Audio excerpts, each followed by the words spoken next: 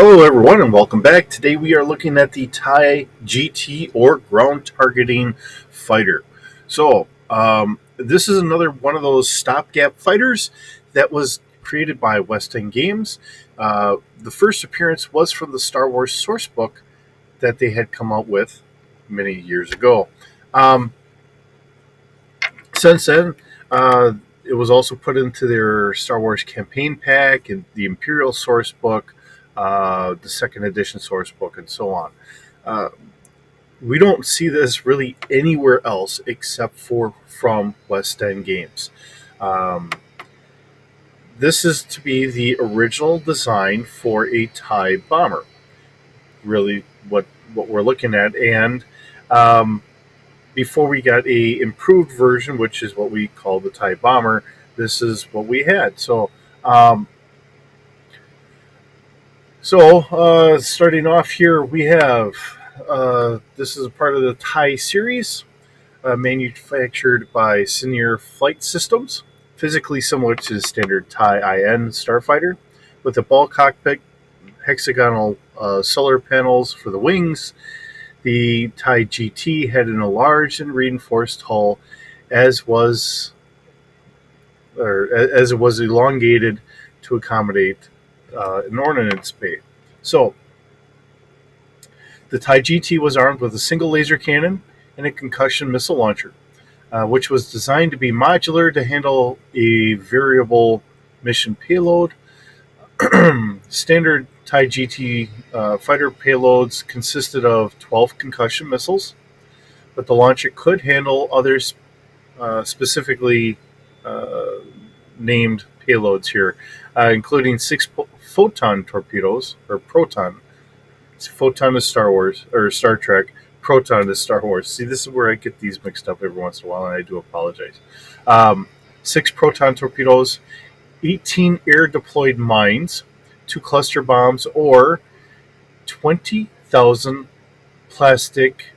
Here on the Wikipedia, uh, they're going to say leaflets, but if you ever listen or read any of the Star Wars, they'll call them flimsies, um, for use during propaganda campaigns. Uh, the TIE GT fighters achieved precise targeting by operating alongside TIE FC fire control starfighters, which proved the bombers or provided the bombers with pinpoint targeting information. Larger targets, such as buildings or capital ships, could be handled without the external assistance. So there is a wide range of TIE series that we never really got to see. These were the stopgap fighters that had specific mission design kind of platforms. Um, and I've seen somebody else do the same thing with the A Wing. The A Wing and the Y Wing were the big cornerstone of the early Rebel Alliance. And of course, there was nothing for people to really get flight experience prior. So they just kind of, you have a platform that you're going to make a trainer out of, and then you're going to modify it for all your different needs. Um, and this is what we have here, really. Um, so as we kind of look at our stats here, so this is during the rise of the Empire. This is ground targeting starfighter slash bomber. Again, it's only going to be 6.3 meters long, has a crew of one. We have a cargo capacity of 10 metric tons. Now, um, honestly, I think that's really what we had for the TIE bomber. So that might be a little exaggerated, but this is actually what we have in the book. So that's what we're going off of. We do have consumables for 2 days. I'm going to guess it's going to be kind of uncomfortable because if you ever notice, TIE pilots are actually in a vacuum suit. So that means that they're kind of enclosed. So I don't know how they're really eating and all that stuff. There is no real atmospheric conditions inside their pods originally. Now, maybe this is a slight modification to that, so they do. I'm just throwing this out there as we look at it. All right, maneuverability. It only has a 1D.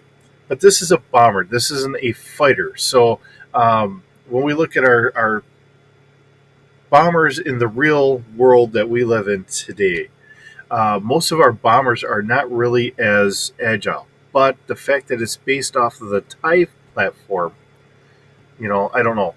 But there again, now when we go down to our next line, it has a space of 4. So in elongating, I'm going to guess that we've lost some of our engine capacity to really give it the extra thrust and everything else that we needed, which means that we lost maneuverability as well as speed because we have a space of 4 and it's only going 800 kilometers an hour. Um, it does have the standard hull of 2D. Our sensor packet here, we have passive scanning going out to 2 kilometers. Active scanning is 4 kilometers. Our search is 6 kilometers, and our focus is 300 meters. So, and when you look at the numbers behind here, it's really a basic computer for doing this. So and this is what we're getting out of our book. So this is out of an early design for this. So whether you want to see that they used a cheap computer to try and help with our scanning, or just thinking that it really didn't need it because it was going to have a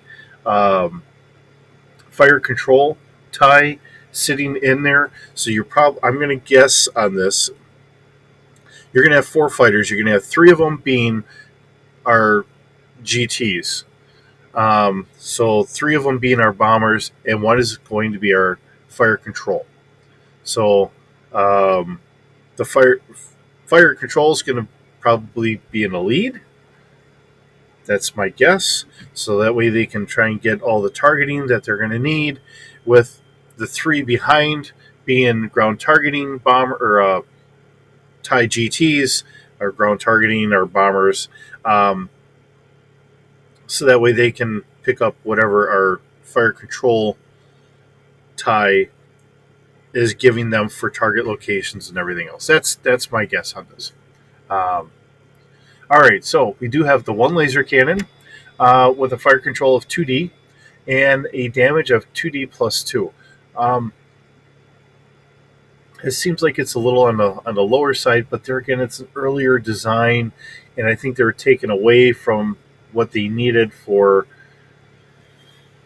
other things. This is probably why I think they made this a little bit on the crummier side on purpose, really to say it was just underpowered for what they were trying to do. Which would make some sense to say, hey, this is something that they threw out there as a quick stopgap, but it failed horribly, so they went back to the drawing board and really created the TIE bomber that we're used to. We do have the concussion missile launcher, and it has a fire control of 1D, and of course our concussion missile does 8D damage.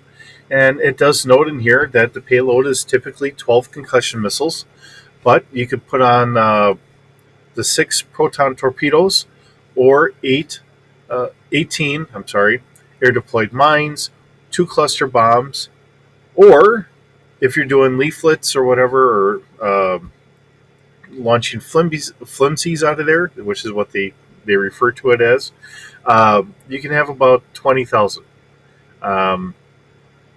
Which is interesting because I know that was probably used in one of the earlier campaigns, and it adds to the whole thing of, like, when they're doing, say, Empire Day. We saw that in Rebels. So when you're doing big celebrations, or you're doing other things, or just trying to fly over a city, drop down some propaganda to say, hey, be proud of the Empire, it's a good thing to bring up and bring it to mind. The whole idea of what the Empire became, because now you're done doing your Grand War, and this has been brought up in a couple other areas.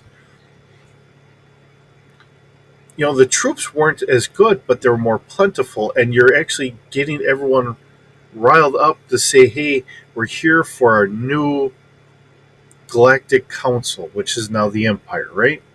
And they may not be as well trained as what our clones were, but it brings more national pride to try and help get everyone rallied around, to try and help bring what everyone felt would be peace in the galaxy.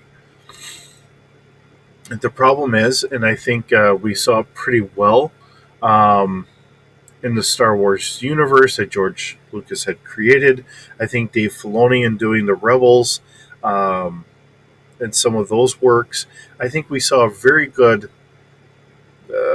depiction of how, you know, a lot of these people got into positions of power because they wanted that power and authority and to be able to tell people they didn't like to go fly a kite or something like that.